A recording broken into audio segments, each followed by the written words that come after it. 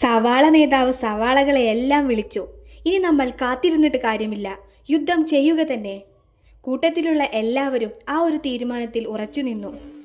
നമ്മൾ ശത്രുക്കൾക്കു നേരെ പുതുതായി കണ്ടുപിടിച്ച ഇഞ്ചി പീരങ്കികൾ നിരത്തിവെക്കാം. അതാവുമ്പോൾ അവരുടെ പച്ചമുളകും വെളുത്തുള്ളിയും കൂടിയുള്ള കഠിന പീരങ്കികളെ തോൽപ്പിക്കാം. സൈനിക നേതാവ് നീക്കങ്ങൾ അല്പം തന്ത്രപരമാക്കി. സത്യം വിജയിക്കട്ടെ! പോരാളികൾ ഒന്നടങ്കം മുദ്രാവാക്യം ഉരവിട്ടു. അപ്പോഴേക്കും എതിർപക്ഷം യുദ്ധകാഹളം മുഴക്കി അവരുടെ പീരങ്കികൾ സവാളകളുടെ മേലിൽ പ്രയോഗിക്കുന്നതോടൊപ്പം യുദ്ധം ശക്തി പ്രാപിച്ചു. ഒടുവിൽ ശത്രു ആരെന്നോ മിത്രമാരെന്നോ അറിയാതെ വെട്ടിവീഴ്ത്തലുകൾ തുടർന്നുകൊണ്ടിരുന്നു. പിന്നെ അവർക്കെല്ലാവർക്കും ശക്തമായൊരു ചൂട് അനുഭവപ്പെട്ടു. ആ ചൂടിൽ പൊടിപടലങ്ങൾ പാറി അവരുടെ ദേഹത്തേക്ക് ചേർന്നു. അതിനിടയിൽ പെട്ടെന്ന് കയറി വന്ന ശത്രുവിനെ അവർ രണ്ടുപേരും ഉറ്റുനോക്കി. പിന്നെ നടന്നത് അവൻ്റെ വിളയാട്ടമായിരുന്നു.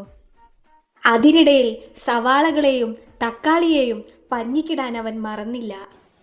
അപ്പോഴേക്കും യുദ്ധം അവസാനിക്കണമെന്ന സൂത്രധാരൻ്റെ കാഹളം മുഴങ്ങി.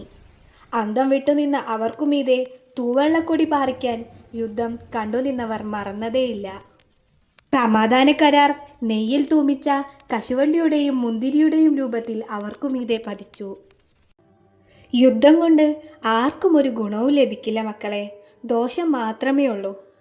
നറുനെയിൽ മണമുള്ള ബിരിയാണിയുടെ സുഗന്ധം ആസ്വദിച്ച് മുത്തശ്ശി പറഞ്ഞു. മക്കളെ, ബിരിയാണി റെഡി! അടുക്കളയിൽ നിന്നും വിളി വന്നു. ഇല്ല മുത്തശ്ശി, ചില യുദ്ധങ്ങൾ കൊണ്ട് ഗുണവും ഉണ്ടായിട്ടുണ്ട്. കൂട്ടത്തിലുള്ള ആർത്തിക്കാരൻ മറ്റുള്ളവരെ പിന്നിലാക്കി അടുക്കളയിലേക്ക് പാഞ്ഞു.